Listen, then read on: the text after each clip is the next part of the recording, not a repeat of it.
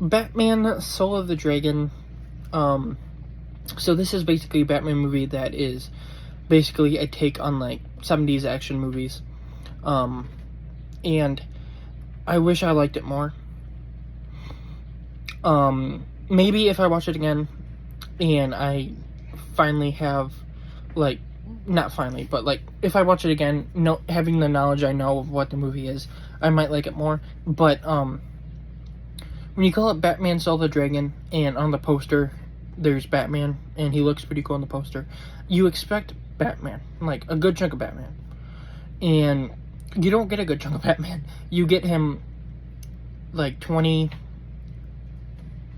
minutes in for like 5 seconds. And then you get him at the end for the final battle. That's it.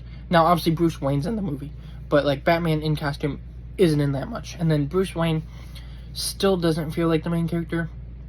He's like more co-main character with this other character whose name I can't remember right now. But like neither one of them is a main character. It feels like it's kind of balancing between the two of them, and it doesn't do like the greatest job of it. The story was fine. The martial arts was fine. It was a little bit too cheesy.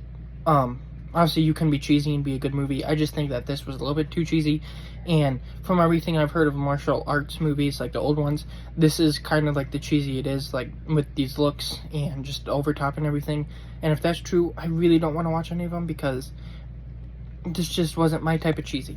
But it was still watchable. Like, it still had fun moments. It was cool seeing a different version of Bruce training.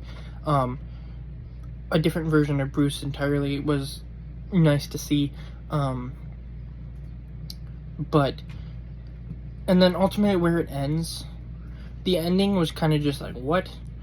And I feel this movie probably does need a sequel. Even though I wasn't like the biggest fan of it, if they made a sequel, I would be like, please, because obviously more Batman. And secondly, the way it ends off is just like a big cliffhanger, where obviously it wraps up the story, but it feels like they wanted to tell more, and they didn't get to, which kind of sucks. But all in all, like, it was watchable, and if I watch it again, I might have a bit of a better time knowing what it is. But as a Batman movie, it's not a good movie. Like, as a movie, martial arts movie that like somehow involves Batman, it's a good movie. As a Batman movie, it's not good at all. But I did like, well, as a Batman movie, it's not the greatest, but it has enough. I just hope that they start making more Batman anime, DC anime movies.